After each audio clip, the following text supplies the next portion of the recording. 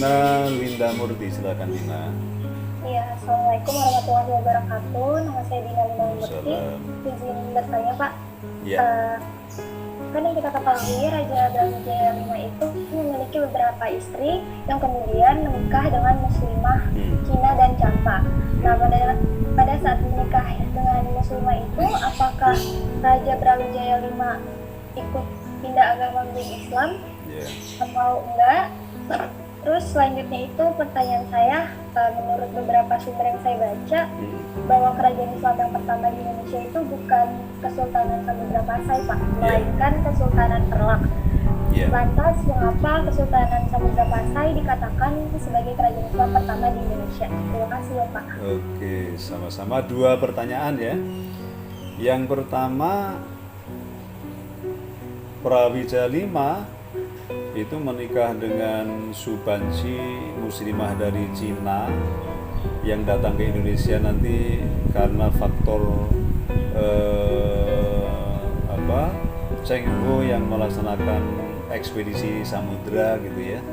Lalu yang kedua Putri Campa yang bernama Putri Raja Campa yang bernama Dwarawati yang muslimah yang merupakan kerabat dari Ibrahim Samarkan gitu ya, adik ipar gitu ya. Pertanyaannya, mereka menikah tuh secara Islam tidak sih? Nah, pernikahan mereka itu terjadi tidak secara formal di istana gitu ya, tapi terjadi secara informal. Nah, pernikahan informalnya itu terjadi secara Islam. Nanti Raja Brawijaya V ini setelah terguling dari singgasana oleh dinasti dari Kediri yang Hindu juga, dia nanti lari menuju ke puncak Gunung Lawu. Itu oleh Raden Fatah, anaknya yang sudah jadi Sultan Demak itu dijemput tetapi hampir tidak mau ya. Nanti yang menjemput adalah Sunan Kalijaga. Itu nanti mengulangi syahadatnya di depan Sunan Kalijaga. Jadi sekali lagi disampaikan, pernikahan itu berlangsung secara Islam. Tetapi karena dia adalah penguasa dari kerajaan yang secara resmi dasarnya adalah Hindu dan Buddha, maka secara formal itu tidak diumumkan bahwa raja ini telah berpindah menjadi seorang Muslim. Tidak diumumkan karena ini membahayakan internal kerajaan. Ini juga yang terjadi di Pajajaran ya. Prabu Siliwangi meskipun menikahi seorang Nyai Subanglarang, Nyi Subanglarang secara Islam, tentu juga bersahadat ya sebelum menikah ya. Tetapi ketika dia kembali ke singgasana, dia tidak mendeklarasikan secara formal gitu ya. Demikian ya, Dina Linda Murti ya. Inilah nanti yang menjadi kita bisa memperoleh satu penjelasan kok bisa anak-anaknya, keturunannya menjadi pejuang-pejuang Islam yang tangguh ya, karena memang pernikahan itu diawali dan dilaksanakan secara Islami ya. Dan pendidikan mereka, anak-anak mereka memperoleh pendidikan Islam yang memang sejak awal sudah diprogram memperoleh pendidikan secara Islam yang kuat begitu ya. Demikian Dina, ada tambahan Dina? Sudah Pak, sama pertanyaan satu lagi. Oh yang satu ya? Apa tadi yang satu lupa saya? Oh yang Perlak. Ya, Kesultanan Perlak. Iya, betul. Samudra Pasai tidak lebih awal dari Perlak. Memang secara historis begitu. Tetapi pada saat Samudra Pasai nanti muncul, yaitu tahun 1297 ya, 1295 itu nanti Marah Silu lalu mendirikan Kesultanan Samudra dan Pasai, itu dua kota yang lalu dijadikan satu ya. Itu Perlak tidak memiliki peran yang signifikan sebagai pusat politik, sebagai pusat dakwah gitu ya, sebagai pusat pendidikan. Memang fungsi Perlak sangat terbatas dan kemudian dilanjutkan secara signifikan oleh Samudra Pasai. Nah, atas argumentasi itulah akhirnya para sejarawan itu lebih lebih mendeskripsikan bahwa Kesultanan Samudra Pasai lah yang lebih layak dianggap sebagai kesultanan yang tertua di Indonesia dalam pengertian mengemban fungsi yang signifikan yang memang memiliki rekam jejak yang kuat dalam hal satu sebagai pusat politik. Dia sempat memiliki pesaing yang ini hampir sejaman dengan Majapahit di Jawa Timur ya. Majapahitnya Hindu-Buddha, tapi kalau Samudra Pasai adalah Islam. Itu sempat berkompetisi walaupun akhirnya Samudra Pasai nanti bisa ditaklukkan oleh Majapahit karena Gajah Mada ya.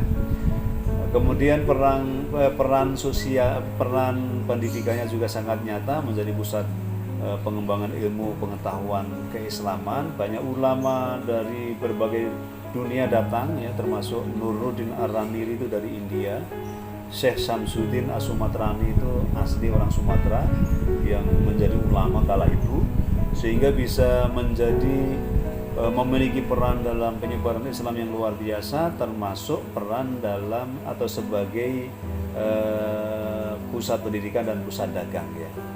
Jadi lebih karena faktor pernah tidak lama dan skopnya kecil, perannya sebagai entitas politik.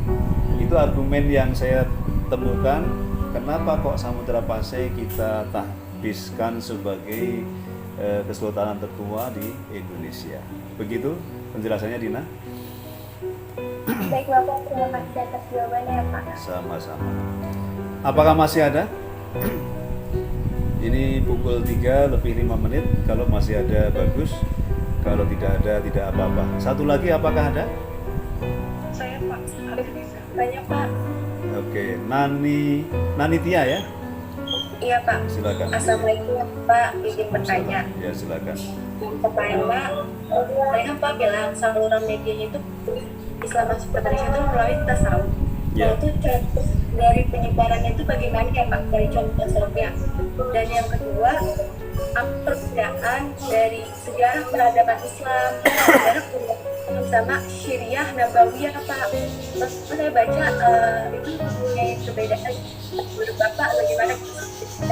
Iya. Perbedaannya itu yang Iya. Sama-sama.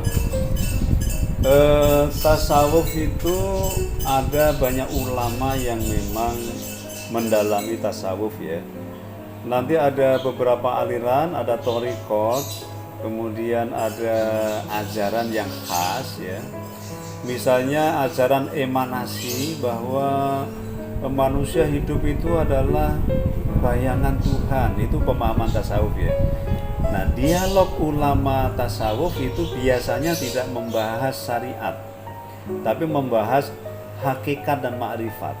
Nah, ketika ulama dialog dengan tokoh politik atau tokoh agama di lingkungan Hindu-Buddha, itu membahas hakikat. Ini saya kasih contoh misalnya Syekh Siti Jenar, ini dialog dengan Pangeran Handayaningrat, Pangeran Majapahit yang tugasnya di Pajang ya di Jawa Tengah ya. Itu dialognya adalah dialog tentang hakikat manusia adalah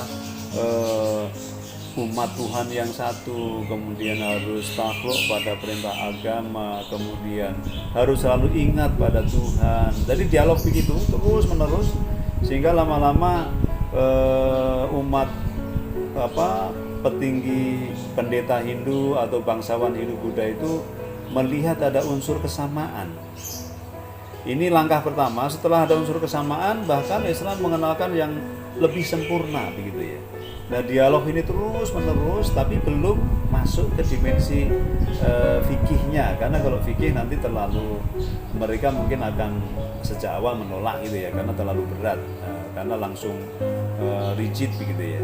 Dari dialog sufi, dialog yang menyentuh dimensi hakikat dan dimensi ma'rifat.